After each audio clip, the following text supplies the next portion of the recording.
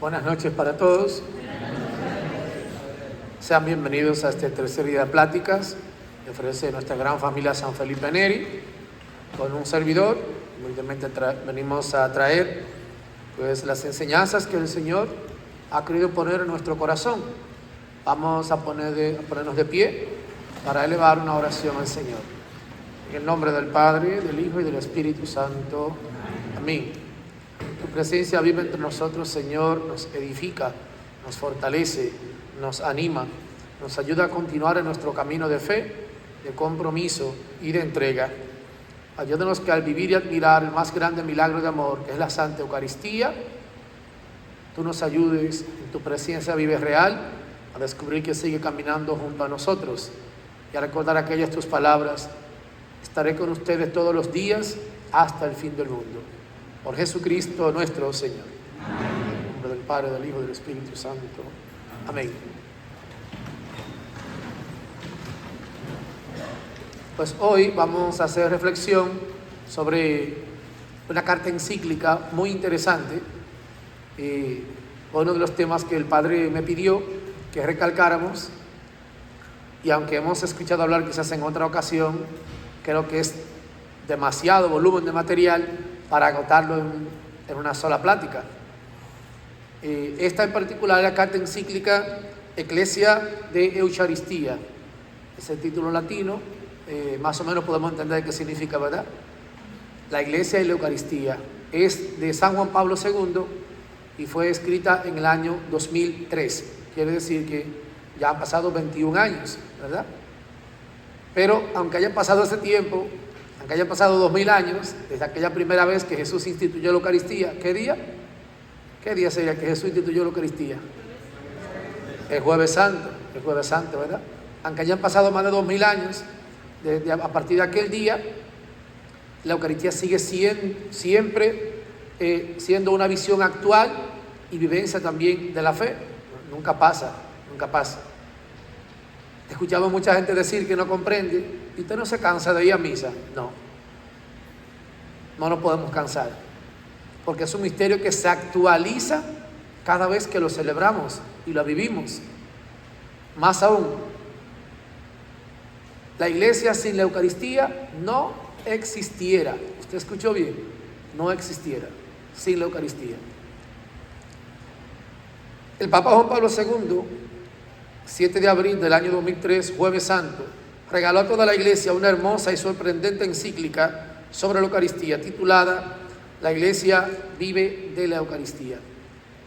Esa es la traducción de Ecclesia in o de Eucaristía. Comenzamos diciendo que la Eucaristía es fuente de toda la vida cristiana. Cuando usted va a una fuente y dicen que es una fuente inagotable, ¿con qué usted lo relaciona? ¿Con qué elemento de la naturaleza usted lo relaciona? Con el agua, ¿verdad? Con el agua. Entonces quiere decir que es un manantial que surte agua viva por siempre, no se seca. Pues así debemos siempre acudir nosotros a beber de esa fuente. ¿Se acuerdan del encuentro de Jesús con la mujer samaritana en la ciudad de Sicar? Si tú supieras quién te habla, me pedirías tú y yo te daría el agua, ¿verdad? Que nunca más te dejaría tener sed.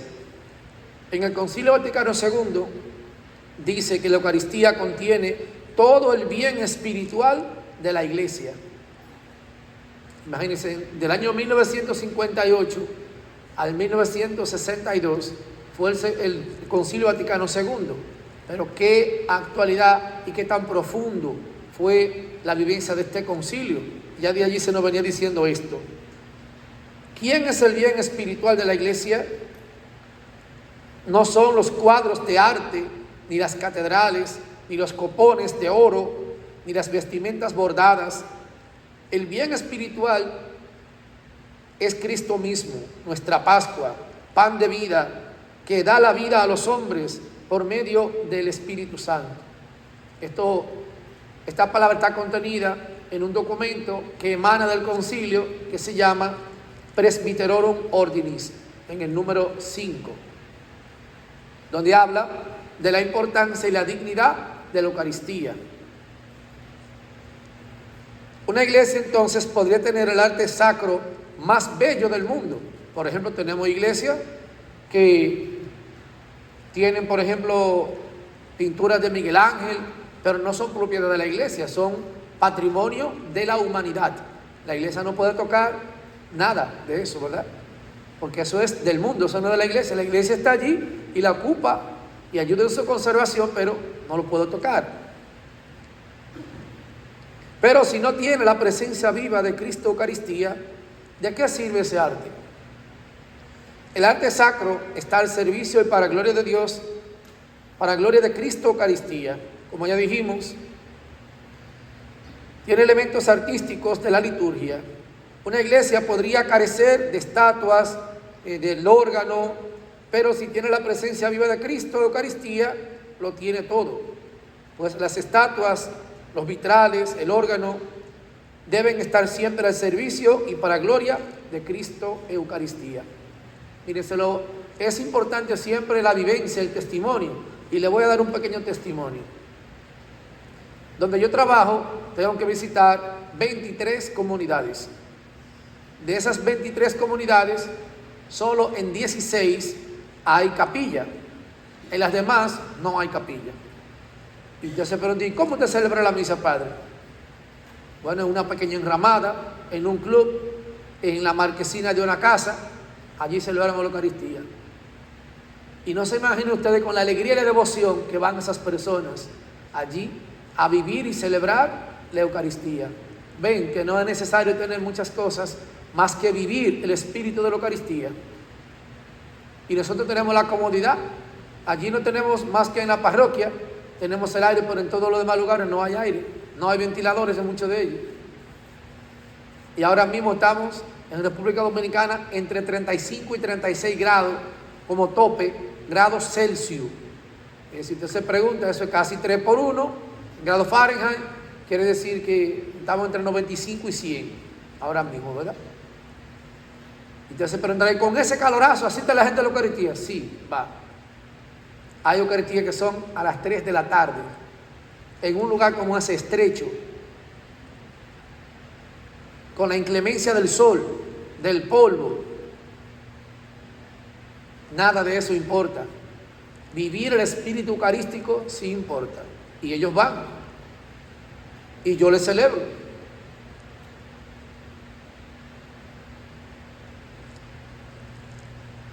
Oh, la Eucaristía, sacramento de piedad, signo de unidad, vínculo de caridad, banquete pascual, en el cual Cristo es nuestra comida, el alma se llena de gracia futura. Nos dice en otro de los documentos del concilio, que se llama Sacrosanctum Concilium, en el número 47. En la parte introductoria de esta carta encíclica, vamos a ver la importancia que tiene la Eucaristía. Ya se preguntará, ¿por qué nos hablan de eso? De la importancia de la Eucaristía. Puede convertirse quizás en algo mecánico para nosotros, en algo situacional, en algo cultural. Yo voy a misa porque mis padres me enseñaron a ir a misa. Pero ¿para qué tú vas a misa? ¿Cuál es el propósito que tú tienes de ir a la misa? Claro, la expresión de tu fe. Tú buscas tu salvación también. Le he dicho, y quizás otras personas también se lo han dicho, que la iglesia, con un lugar que se puede comparar perfectamente, es con un hospital. ¿Quiénes son los que van al hospital? Los que están enfermos. ¿Y quiénes venimos a la iglesia? Los pecadores, los que somos pecadores. Por el hecho de que yo presida lo que tiene nombre propio de la comunidad no significa que yo no soy pecador. Yo también tengo pecado, claro que sí. Yo también confieso. La importancia entonces de la Eucaristía es de todos conocida, pues la Eucaristía es el mayor tesoro que tiene la iglesia y al mismo tiempo la iglesia vive de la Eucaristía, se alimenta de ella, está en torno de la Eucaristía y es la Eucaristía la que le da fuerza y confianza a la iglesia en su peregrinación hacia la patria celeste. Yo sé que usted se preguntará, ¿no fueron 7 los sacramentos que el Señor dejó? ¿Por qué se insiste tanto en la Eucaristía?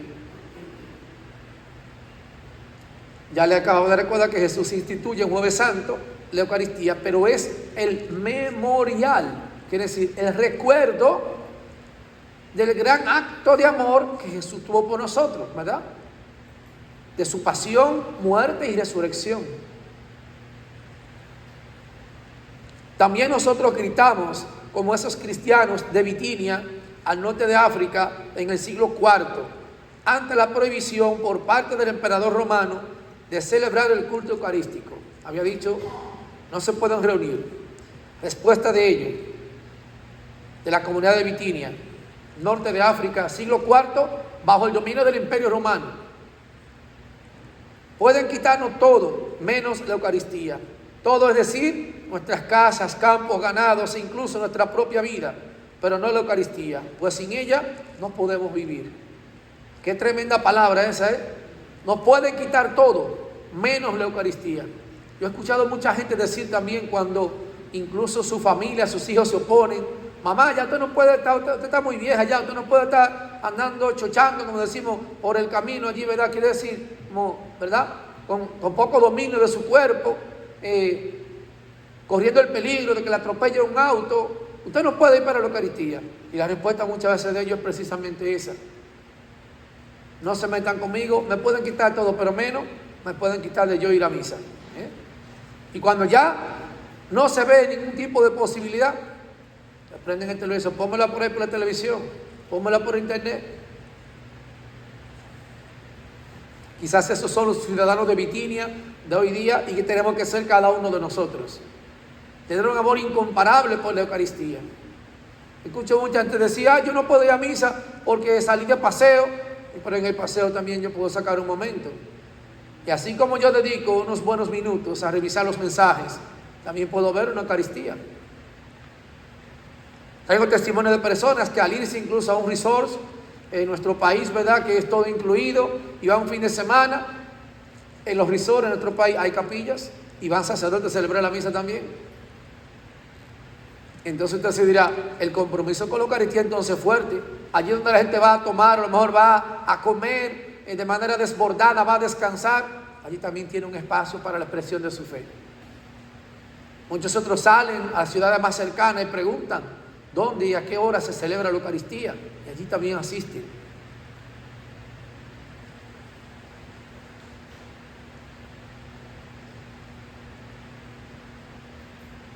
Estas son las primeras palabras de la encíclica: la Iglesia vive de la Eucaristía. ¿Qué significa eso? Que al igual que un bebé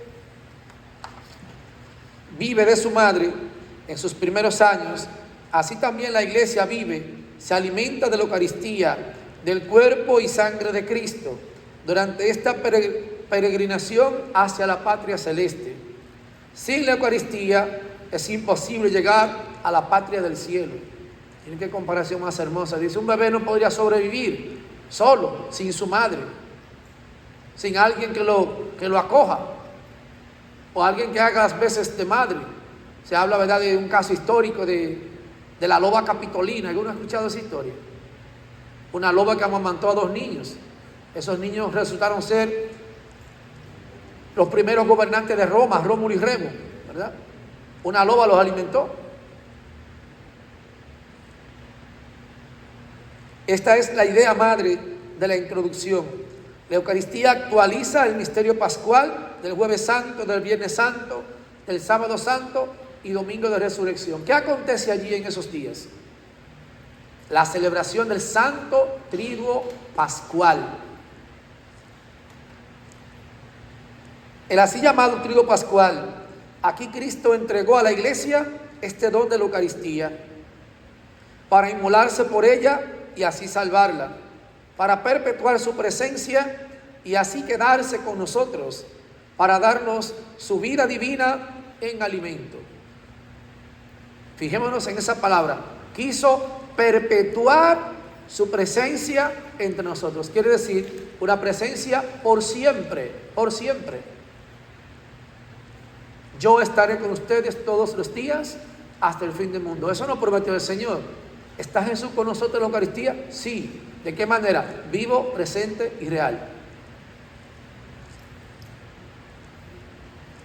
De esta idea madre El Papa, hoy santo, San Juan Pablo II, nos invita a todos al asombro eucarístico y también a la gratitud. ¿Por qué al asombro? ¿Qué ocurre que debe causar asombro en nosotros? Ocurre un milagro, pero no cualquier milagro, sino un milagro de amor. Eso es la Eucaristía para nosotros. Debe causar asombro. Primero, el asombro, ha de inundar siempre a la iglesia reunida en la celebración eucarística. Este asombro lo debe tener sobre todo el ministro, quien gracias a la facultad concedida por el sacramento del orden sacerdotal realiza la consagración. Algunos pensarán, ya usted se sabe la misa de memoria, padre. No, debe causar un asombro en nosotros. Debemos estar totalmente concentrados en lo que vivimos, en lo que celebramos también. No es algo mecánico. Alguien incluso se ha atrevido alguna vez a preguntarme, ¿y usted puede celebrar misa de memoria? Yo me sé muchas partes de la misa, pero para eso yo tengo el misal, tengo la guía de la que la iglesia me provee para vivir y celebrar cada momento también como se debe.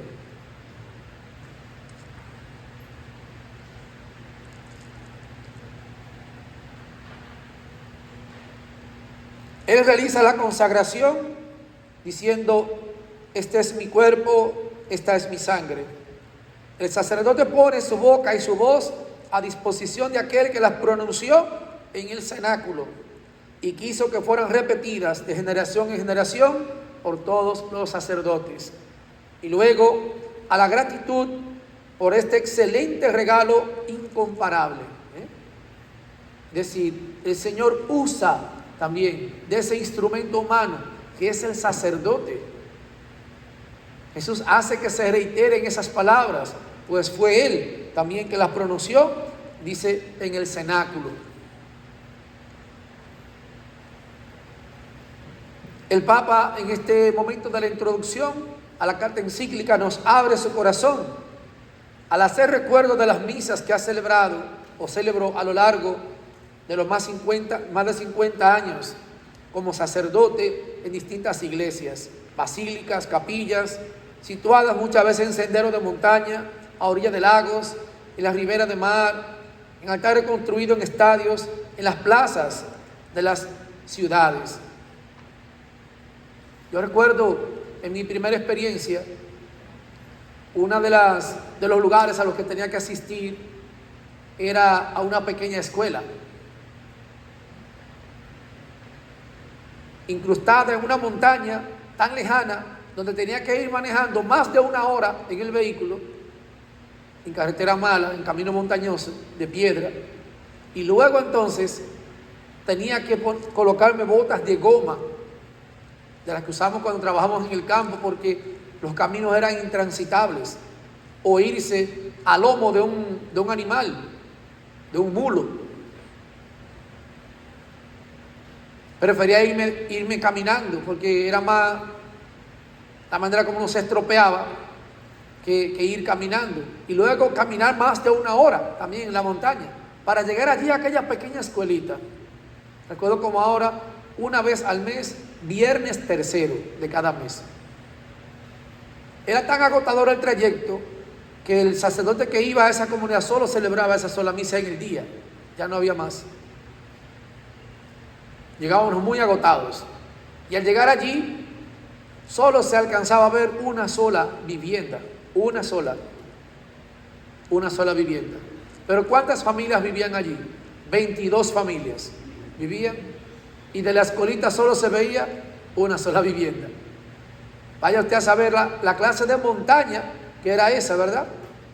Está incrustada en una zona protegida, incluso de nuestro país, por el Ministerio de Medio Ambiente. Pero con cuánta alegría llegaba la gente allí, llevando algo de sus productos para que al terminar la Eucaristía, el sacerdote desayunara con ellos. Algunas viandas, algunos huevos, algo muy sencillo y básico. Pero la alegría también. Nunca ninguno de los sacerdotes dijimos no voy o no puedo. Siempre era una alegría vivir el encuentro con aquellos hermanos a pesar de la distancia. Y son de los lugares que uno siempre recuerda, que siempre recuerda. Es quizás donde más sacrificio costó llegar a celebrar el sacrificio de Cristo, es donde más lo vivimos con alegría. Muchas veces con el alba sucia por el lodo, también por la cantidad de lodo con que llegábamos. Muchas veces totalmente sudado, como decimos, el cuerpo entero empapado en sudor, a vivir aquel momento. Muchos se preguntaban, ¿y todavía ustedes van por esa gente para allá, para esa loma? Dice, mientras quede en familia, iremos. Para eso nos ordenamos.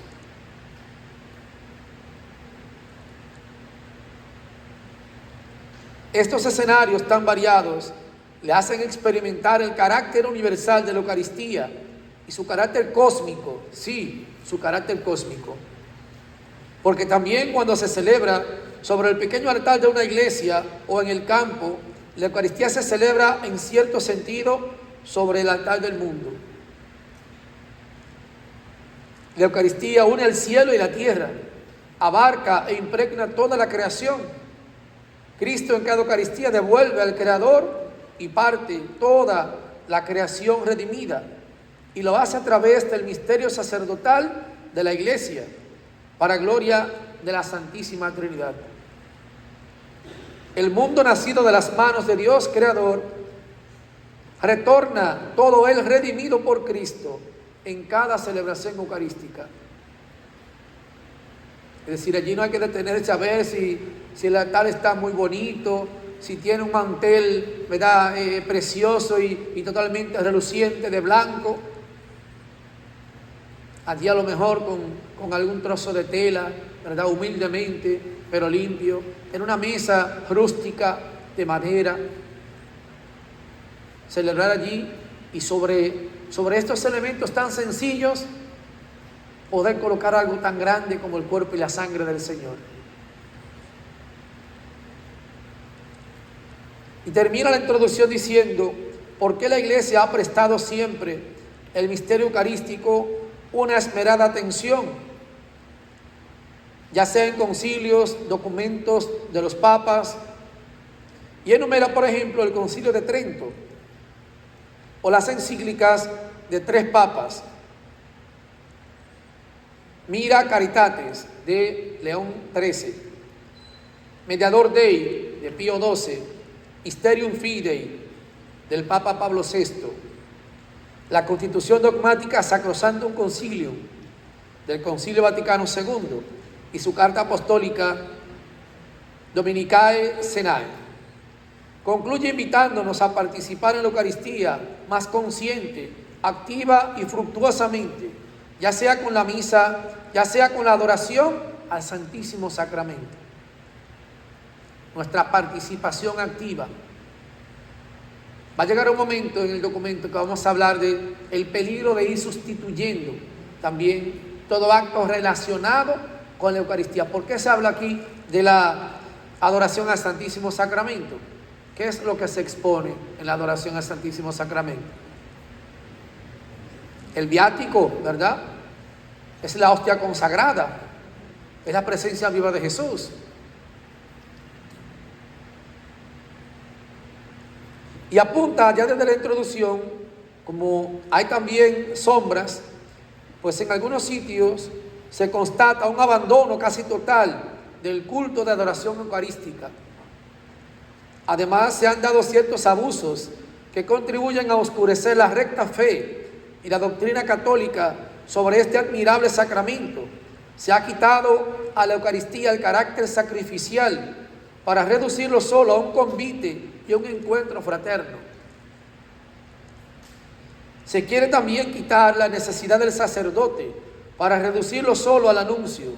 Incluso se ha querido transigir con prácticas eucarísticas contrarias a la disciplina de la Iglesia con la excusa del ecumenismo. Y pone punto final con una frase que tenemos que grabárnosla en el corazón.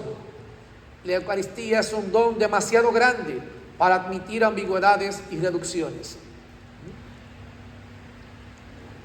Es un misterio demasiado grande para reducirlo a ambigüedades y reducciones. Es una advertencia que nos hace el Papa, porque vivimos en un mundo tan moderno que todos queremos hacerlo nuevo y distinto, y en lo cristiano se trata de eso. Es memorial, es recuerdo también. Ya vemos, incluso en una ocasión, pues conocimos a alguien en nuestro país que, celebrando una misa, como decimos, muy chabacanamente, muy a la ligera, se inventaba ya todo un prefacio. ¿Saben dónde terminó eso? Terminó apartado de la iglesia, por la deformó la doctrina, terminó apartado de la iglesia, fue desobediente.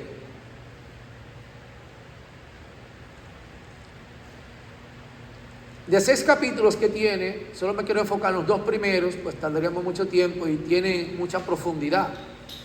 Pero pues considerar que estos son los más importantes.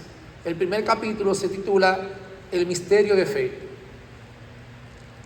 La Eucaristía es misterio de fe porque sin fe solo sería un simple símbolo o un recuerdo. Es decir, al celebrar la Eucaristía, ¿qué estamos celebrando? Celebramos la fe. ¿Cuál fe? La que yo tengo y la que comparto con mis hermanos. Por eso también tiene como título, es también la acción de gracias por excelencia. No la doy solo yo las gracias, me uno a mis hermanos. Pero es un gran misterio, un misterio de fe sobre todo. ¿Por qué la Eucaristía es misterio de fe? Porque sin fe solo sería un simple símbolo. La Eucaristía no solo evoca el misterio pascual de Cristo, sino que lo hace sacramentalmente presente. Ese sacrificio de la cruz que se perpetúa por los siglos. Por eso es un misterio de fe. La presencia y la persona de Dios es un misterio también. Un misterio en el que tenemos que ahondar también. No significa que la palabra misterio signifique que no se puede conocer, no. Que hay que hacer un esfuerzo más allá, quizás de la simple vista humana para poderlo alcanzar, para poderlo conocer. Esta es la fe de la que han vivido a lo largo de los siglos las generaciones cristianas. Dios mismo ha condescendido tanto que para disipar las dudas de la fe de un monje de la Orden de San Benito en el año 700, estando celebrando la misa y dudando de que Jesús estuviera real y sustancialmente en la Eucaristía, en el momento de la consagración, vio como el pan se convirtió en un trozo de carne y el vino en sangre visible. Oiga, el monje, sacerdote también, dudaba de la presencia de Jesús. Y mira lo que ocurrió. Ocurrió un milagro. Comenzó a temblar y llorar de gozo y agradecimiento al Señor. Luego se volvió lentamente hacia los fieles diciendo: oh afortunados testigos, a quienes el sumo Dios, para destruir mi falta de fe, ha querido revelar y hacerse visible ante nuestros ojos. Vengan y maravíllense ante nuestro Dios tan cerca de nosotros, amados hermanos. Contemplen la carne y sangre de nuestro amado Cristo. Esto ocurrió en Lanciano, Italia, y allí se encuentra un relicario donde están y se exponen al culto público las reliquias de este milagro llamado el milagro del anciano. Un ejemplo de un milagro eucarístico. Y estamos viendo en qué año, en el año 700. Estamos hablando de más de 1300 años atrás. Un milagro eucarístico. Como en aquel tiempo, en el año 700, igual que hoy 2024, siguen apareciendo personas que siguen dudando de esa presencia de Cristo en la Eucaristía. Claro, si no asistes con una actitud de fe, para ti no será más que un acto protocolar, ver allí un sacerdote revestido. Algunos dirán: ¿qué hace ese hombre ahí con una bata puesta? No lo estás mirando con una actitud de fe. Cuando tú entres por esa puerta, o cualquier puerta de una iglesia, y lo hagas con una actitud de fe, vas a ver el rostro de Cristo en quien preside. Se nos acercan personas a veces para decirnos precisamente eso. Noté algo, ¿verdad? A mí en particular se me han acercado varias personas, pero recuerdo una señora que me dijo: mientras usted elevaba el cuerpo de Cristo, en el momento de la consagración, todo el altar se hizo una gran luz. No se veía su presencia, solo se veía la hostia consagrada. No podemos dudar realmente de que en ese gran momento ocurren tantas cosas maravillosas.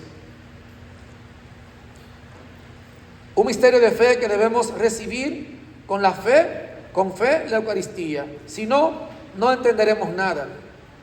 Tenemos que tener fe para que en cada Eucaristía, en cada misa, se hace presente el sacrificio de Cristo en la cruz para la salvación de todos. Nos salva, me salva, salva al mundo y lo devuelve a su Padre redimido, purificado, salvado, reconciliado.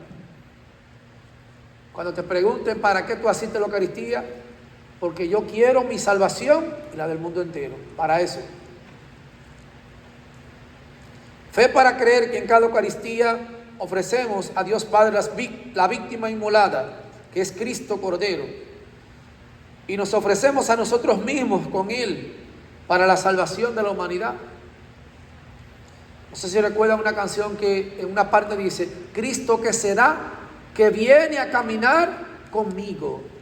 Es Cristo que se da, que viene a caminar conmigo. Cuerpo, que es tu cuerpo. Sangre, que es tu sangre. Fe para creer que en cada Eucaristía, en cada misa, se hace presente también no solo la pasión y muerte del Salvador, sino también el misterio de la resurrección que corona su sacrificio. Nosotros en la Eucaristía no celebramos la muerte de Cristo, celebramos la victoria de Cristo. Por eso no existe en la iglesia el término, en nuestros países se dice así, hay la misa de un fallecido, de un muerto. Y no hay misa de muerto. Hay una celebración ezequial de cuerpo presente, pero no es la misa de un muerto. Celebramos la vida, porque ¿qué celebramos? Que queremos que ese hermano alcance el mérito de la gloria, alcance la salvación. Entonces no estamos celebrando la muerte. Fe para creer que detrás de las especies de pan y vino está Cristo, que es Dios y hombre, entero, pero también íntegro, en cuerpo, sangre, alma y divinidad. Así que Jesucristo se hace presente. Repito, en cuerpo, sangre, alma y divinidad. No veas, exhorta a San Cirilo de Jerusalén, uno de los padres apostólicos, no veas en el pan y vino meros y naturales elementos, porque el Señor ha dicho expresamente que son su cuerpo y su sangre. La fe te lo asegura, aunque los sentidos te sugieran otra cosa. ¿Qué dice el que no tiene fe en la Eucaristía? Yo lo que veo es el mismo pedacito de pan, yo lo que veo es el mismo chorrito de vino que el Padre pone allí.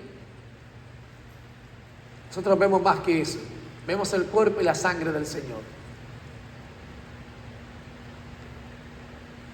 Es también fe para creer que el pan y el vino han dejado de existir después de la consagración, de suerte que el cuerpo y la sangre, adorables en Cristo Jesús, son los que están realmente delante de nosotros. Fe para creer que al comulgar recibimos verdaderamente el cuerpo y la sangre del Señor como alimento para nuestra alma y para unirnos íntimamente a Él. No es un alimento metafórico, sino un alimento real. Mi carne es verdadera comida y mi sangre es verdadera bebida. ¿Puede haber mayor realismo? Imposible. Es un alimento real también para nosotros. Allí se une el sentido del ayuno eucarístico. No contaminar nosotros algo tan grande y maravilloso con algo tan efímero y pasajero como es el alimento físico. Usted podrá comer todo lo que usted quiera después, pero antes hay que preparar el escenario para que ese alimento espiritual sea provechoso también para nosotros, igual que el silencio eucarístico también, que muy bien lo hacen aquí las comunidades, se escucha muy poca cosa de ruido, y así debe ser.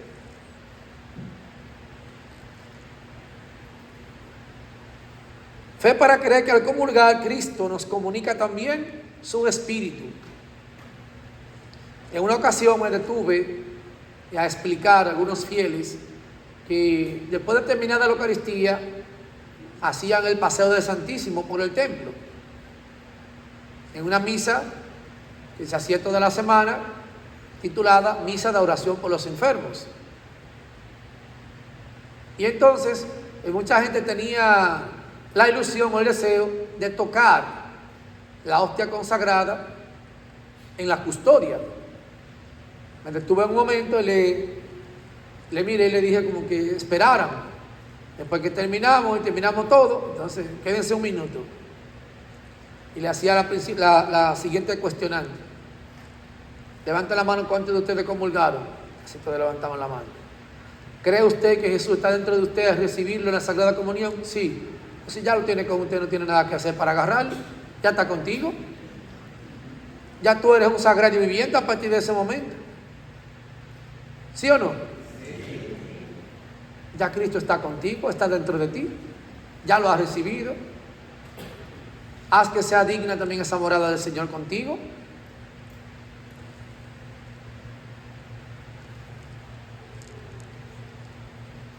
Con la Eucaristía se asimila, por decirlo así, el decreto de la resurrección, secreto de la resurrección. Por eso San Ignacio de Antioquía definía con acierto el pan eucarístico: fármaco de inmortalidad, antídoto contra la muerte.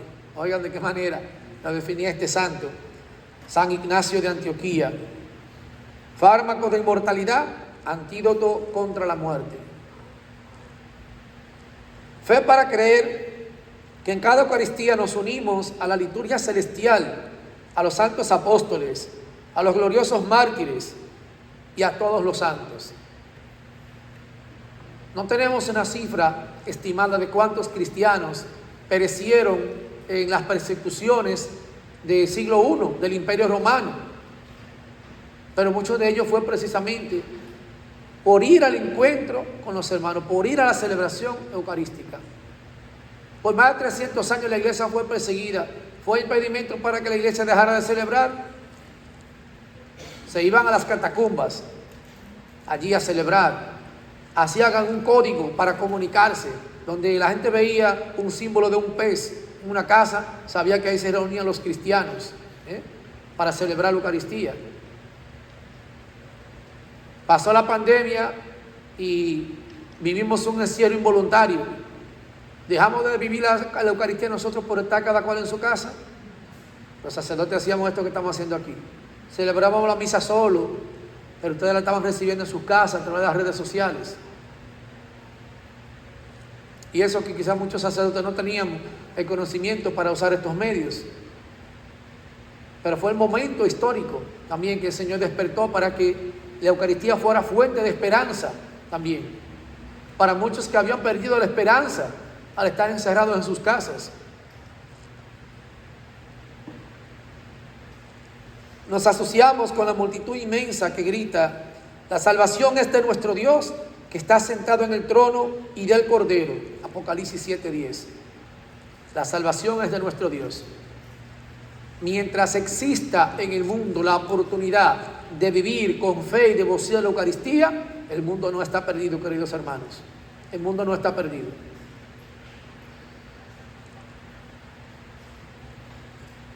El Papa hoy santo escribe una hermosa frase: la Eucaristía es verdaderamente un resquicio del cielo que se abre sobre la tierra. Es un rayo de gloria de la Jerusalén celestial que penetra en las nubes de nuestra historia y proyecta luz sobre nuestro camino. Fe, finalmente, para creer que la Eucaristía nos da impulso en nuestro camino histórico, poniendo una semilla de viva esperanza en la dedicación cotidiana de cada uno a sus propias tareas. Si nosotros entendiéramos eso, diríamos que nos hacen falta la Eucaristía tanto, ¿verdad?, como la tortilla que comemos todos los días. Dirían, ¿verdad?, quizás muchos hermanos mexicanos. Quien vive la gracia de participar diariamente de la Eucaristía tiene una gracia muy especial.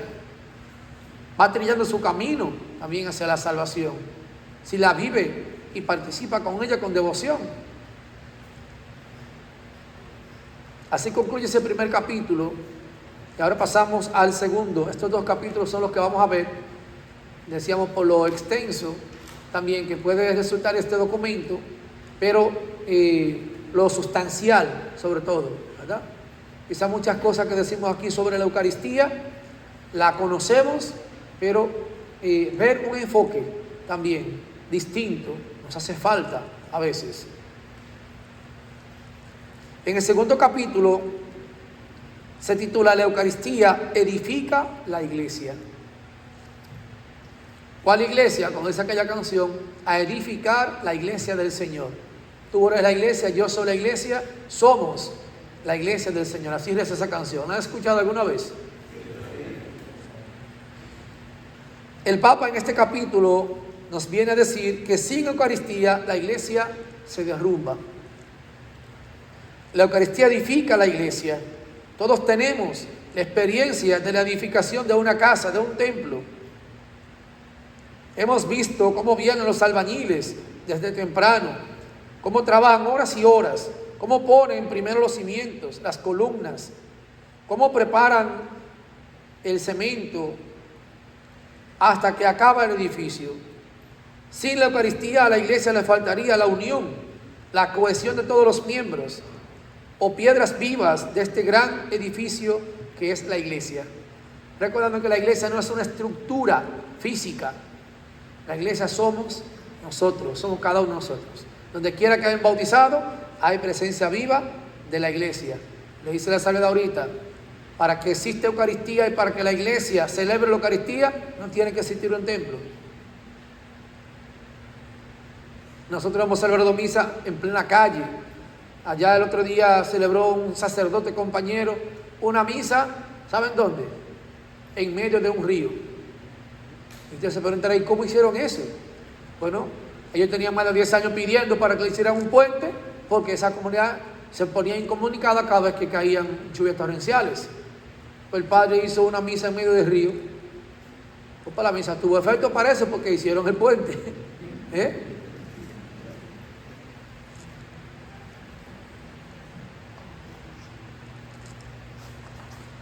Sigamos la comparación del edificio. Podríamos decir que la Eucaristía es el cemento sólido que une cada una de las piedras vivas de la iglesia en la comunión con el Padre, el Hijo y el Espíritu Santo. Es la Eucaristía la que hace de esas piedras individuales y unidas por el Espíritu una comunión, una comunidad de creyentes donde vive la caridad y la fraternidad.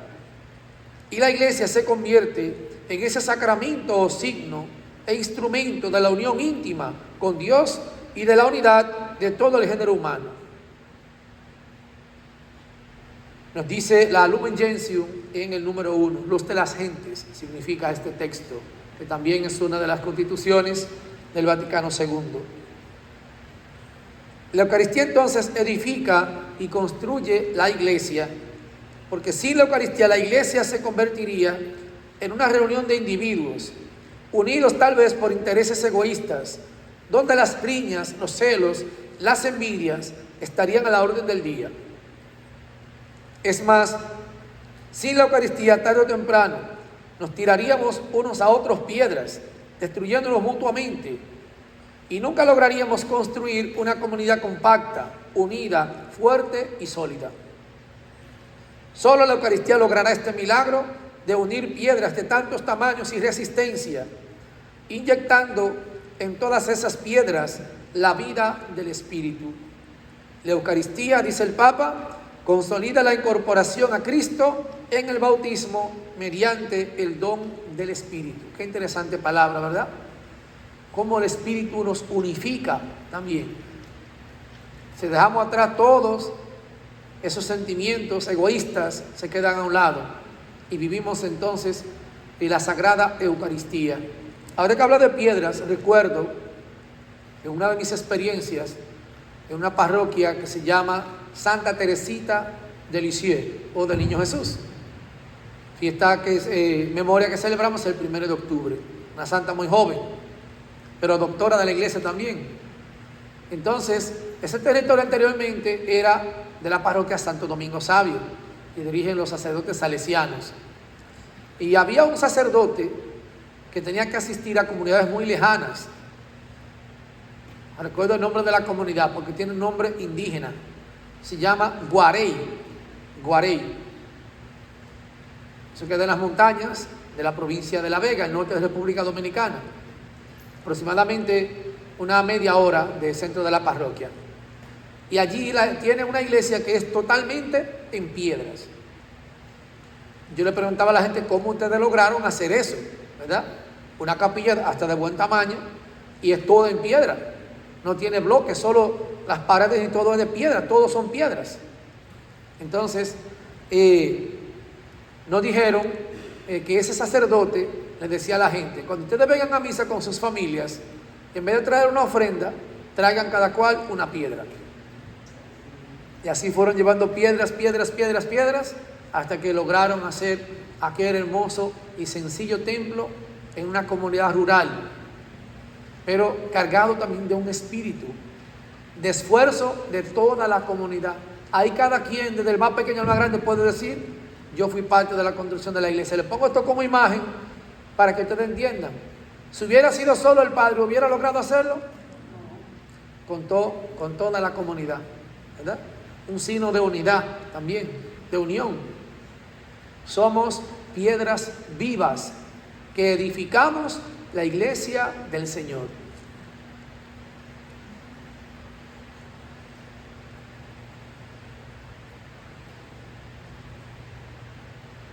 Solo la Eucaristía logrará este milagro de unir piedras de tamaños y resistencia, inyectando en todas esas piedras la vida del Espíritu. En el origen de la construcción de la iglesia estuvo la Eucaristía, llamada al inicio fracción del pan. Ahí se reunían los primeros cristianos en la oración y en la fracción del pan, y la iglesia se iba edificando sólidamente. Si bien vemos que nos narra la Sagrada Escritura cómo los hermanos se reunían, ¿verdad? Predicaban la palabra, pero todo eso era confirmado con la celebración de la Eucaristía. La iglesia participa de una misión, pero vuelve de nuevo a la fuente y se alimenta de la Eucaristía para tener fuerza para ir a la misión. De estas experiencias que le he contado, eso es parte de la misión. Vamos a llevar el mensaje, pero vamos también a celebrar el misterio eucarístico.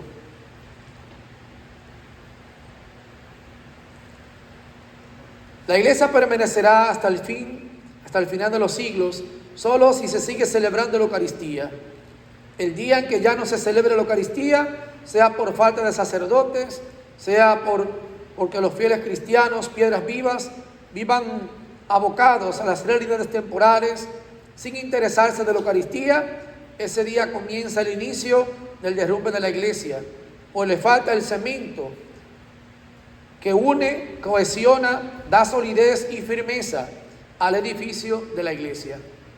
Estamos viendo una situación preocupante, por ejemplo, de quienes hemos heredado la fe de los europeos. En Europa, ¿cuáles son la gente que van a la iglesia? Los turistas que entran a ver los templos. Y dos, tres viejos, bueno, el diácono pasó ahora recientemente por allá, puede confirmar eso, ¿verdad? Dos o tres viejitos, como decimos, que van a la Eucaristía. Un continente envejeciente totalmente, donde hay más personas mueren que los que nacen, pero así también va envejeciendo no solo su cuerpo, va envejeciendo su fe también. Europa hoy se está alimentando de los misioneros que van de otras partes del mundo, porque ya no producen lo suficiente.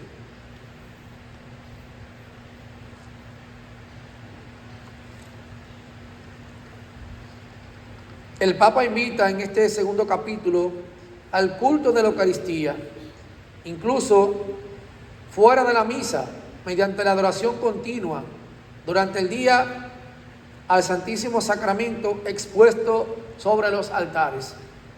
Da preocupación que a veces uno no encuentra quien se quede haciéndole compañía a Jesús. Hay lugares donde sí, hay mucha devoción, hay adoración perpetua, pero hay muchos lugares donde la adoración se queda vacía.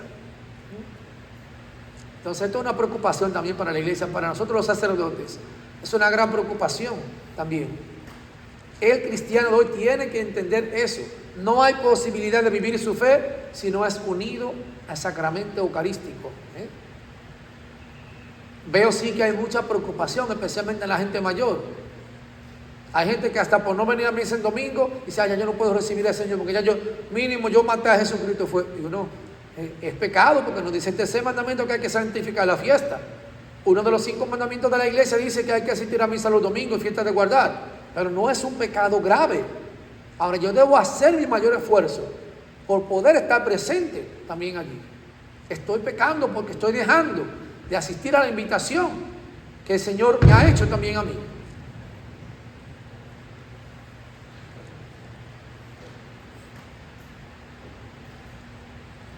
Donde podemos acercarnos y visitar al Señor, hacer de Él nuestro amigo y confidente del alma.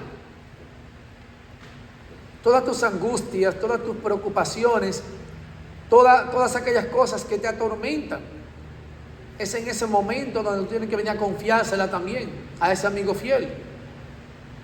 Debemos sacar ese tiempo también nosotros. Incluso al participar de la Eucaristía, nos enseñaban nuestros mayores, trate de llegar temprano a la Eucaristía, dedique unos momentos de oración también ante el Señor. Veo poca gente aquí que se hinca frente al Santísimo al momento de llegar. Claro, están las banquetas aquí que es un poquito más cómodo. Muy interesante que en el momento de la consagración también nosotros hacemos un acto de adoración en ese momento. Pero ¿qué tiempo dedicamos nosotros al Señor? ¿Qué tiempo le estamos dedicando? Dice el Papa, es hermoso estar con Él y reclinado sobre su pecho, como el discípulo predilecto, palpar el amor infinito de su corazón. Si el cristianismo ha de distinguirse en nuestro tiempo, sobre todo por el arte de la oración, ¿cómo no sentir una renovadora necesidad de estar largos ratos en conversación espiritual, en adoración silenciosa, en actitud de amor ante Cristo presente en el Santísimo Sacramento? Fíjense, hay una idea que quizás pocos de ustedes conocen.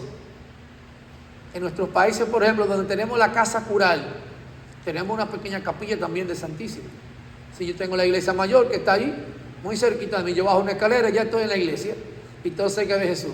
Pero tengo más cerca todavía, porque cerca del comedor tenemos también la capilla de Jesús sacramentado ahí. Y donde está el Santísimo Sacramento también. Entonces, para vivir y celebrar y hacer presente a Cristo, hay que hablar con Cristo también. ¿A dónde Él me ha de llevar? Esa es hermosa canción que se llama Alma Misionera. Llévame donde los hombres necesiten tu palabra.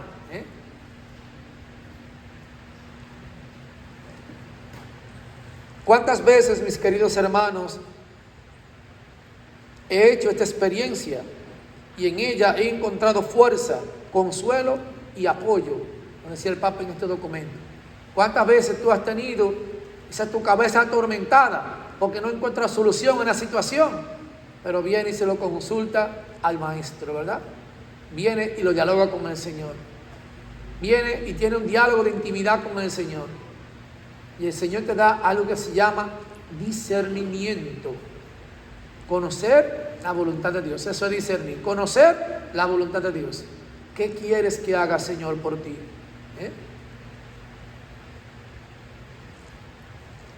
Ese es un momento muy importante también. El cristiano del siglo XXI ha de ser un adorador. Adorador. Claro, solo a Dios adoramos. A veces yo pienso que el sagrario de nuestra vida son nuestros hijos o nuestro hogar, porque adoramos tanto a los hijos, ¿verdad? No lo adore tanto, déjelo también que se dé sus estrellones, como decimos. Que tanto peinó el enemigo a su hija hasta que le sacó un ojo, como dice, ¿verdad? A que tenemos que adorar es al Señor. A ese sí tenemos que adorar. Todavía escucho personas que con un falso sentido o expresión de fe le dicen, ¿y para dónde usted va, Señor, tan elegante? Sí, voy a ver al amor de los amores. Voy a encontrarme con Jesús. ¿Y dónde la fiesta? En la iglesia. En la iglesia. Para eso sí nosotros tenemos que estar vestidos dignamente. No solo lo exterior, sino también el traje de fiesta, ¿verdad? Nuestro corazón, ¿cómo está también? Es celebrar el gozo, es celebrar la alegría. Termina este capítulo poniéndonos a los santos como ejemplo de este amor, aprecio y adoración a Cristo Eucaristía.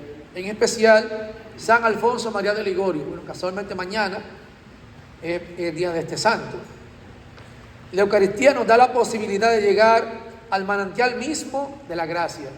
Yo comenzaba la plática precisamente hablándole a ustedes del manantial, y ahora San Alfonso nos recuerda también, ¿verdad? Él es el gran promotor del rezo del Santo Rosario, San Alfonso María de Ligorio. Nos da la posibilidad de llegar al manantial mismo de la gracia y allí contemplar el rostro de Cristo, saciarnos de Él y reproducirlo en nuestra vida. La Eucaristía edifica a la iglesia, edifica la santidad de la iglesia, edifica nuestra propia santidad. No deje, por tanto, que se derrumbe la iglesia con el desprecio, la indiferencia y la profanación de Cristo Eucaristía. Este es un acto muy grave y atroz que hemos visto realizar en tantos momentos en estos tiempos, la profanación de Cristo Eucaristía. Donde trabajo actualmente tengo una capilla que se llama la Capilla San Pedro, y cuando fue la cuarta vez que fue profanado el Santísimo allí, yo no estaba todavía, ya unos 3 meses antes de llegar fue la última vez. El obispo le advirtió: si sucede una vez más, nos llevamos el Santísimo para siempre. La comunidad puso a vivir un señor allí, en el mismo terreno de la capilla, para que lo cuidara. Pues se encuentra en medio de un arrozal de terrenos sembrados de arroz, extensiones de arroz. Para que entiendan más o menos, en el municipio donde trabajo hay 13.000 hectáreas sembradas de arroz. Son inmensas llanuras que se logran ver. Muy hermoso, ¿verdad? Aquel espectáculo cuando se ve todo el arroz maduro. Pero también allí hay enemigos de la Eucaristía. Cuando se profana, cuánto nos duele nuestro corazón cada vez que un sacerdote sube en nuestro chat, por ejemplo, en nuestra comunidad de sacerdotes: oren por mí, por la parroquia ha sido profanado el Santísimo. Nos duele el corazón cuando se agravia algo tan sagrado y grande como Jesucristo en la Eucaristía. Nos debe doler el corazón. Personas sin conocimiento, como decimos, sin alma, con todo un grado de maldad, atentar contra Jesús, buscando que piensan que el cáliz que está allí es de oro. No es de oro. ¿A quién buscan? Queda Cristo allí esparcido, ultrajado, avergonzado ante el mundo. Debemos pedir cada día por eso, ¿verdad? Por las veces que se corre el peligro de que Jesús también no sea valorado en su justa dimensión. Los demás capítulos solo menciono, ¿verdad? Para que ya sea en otra oportunidad que tengamos, podamos discernir también sobre este contenido muy, muy enriquecedor, muy hermoso, de mucha profundidad, como eran los escritos de San Juan Pablo II y los escritos de los papas. En el capítulo 3 trata el tema de la apostolicidad de la Eucaristía y de la Iglesia. Pues acaso mucha gente entiende que los apóstoles no celebraban la Eucaristía. También celebraban la Eucaristía. A ellos fue lo primero que el Señor, vamos a decir, ordenó también, porque casualmente en Jueves Santo también Jesús instituye otro sacramento. ¿Cuál será? El orden sacerdotal, ¿verdad? Instituye el orden sacerdotal. De hecho, ese día también nosotros los sacerdotes renovamos nuestro compromiso sacerdotal junto a nuestro obispo, ya sea martes o Jueves Santo. La mayoría lo hacemos Jueves Santo. En la mañana celebramos misa crismal y ya en la tarde-noche celebramos la misa de la Cena del Señor. En el capítulo 4 nos habla sobre la Eucaristía y la comunión eclesial también. Toda la comunidad comulga también. Se pregunta, Padre, pero hay gente que no se para a recibir a Cristo. Comulgar no solamente recibir el cuerpo y la sangre del Señor, también comulgan de manera espiritual. Cada quien sabrá qué le impide recibir también al Señor. El quinto capítulo trata sobre el decoro de la celebración eucarística. Es decir, es como el cuidado que tenemos que tener, ¿verdad? Cuando se celebra la Eucaristía, a veces se cometen muchos errores. Aquí eso no sucede, pero allá todavía puede escuchar una vez gente que habla, que pasa por el medio, y todo eso pues uno con amor se lo corrige, pero hay gente que no termina como de entender. Suena un celular todavía en medio de la Eucaristía, cosas que causan distracción. Y el último capítulo, ese está interesantísimo también, pero quiero dedicar la última plática a hablar también sobre la figura de María y posiblemente ahí lo vamos a debatir. Este último capítulo se llama En la Escuela de María, Mujer Eucarística. Hermosísimo también ese capítulo, por eso le invito a que puedan volver atrás también a ver este documento. Yo les decía, estarán disponibles todas las charlas también, porque creo que es muy interesante. Sobre la Eucaristía nosotros tenemos una asignatura, incluso completa, en nuestra formación. Es decir, donde se habla 6 meses de la Eucaristía, toda la semana, 1 o 2 veces por semana, no podemos pensar que en 45 o 50 minutos podemos agotarlo todo. Es una teología muy profunda, son muchas dimensiones, pero hemos querido encarnar el espíritu de este documento, que reiteramos, ¿verdad? Su título, Eucaristía, Iglesia de Eucaristía. La Iglesia vive de la Eucaristía, significa en español. Y vamos a ponernos de pie para darle gracias a Dios por este momento de esta tercera plática. Te damos gracias, Señor, porque tu presencia viva entre nosotros nos alienta cada día.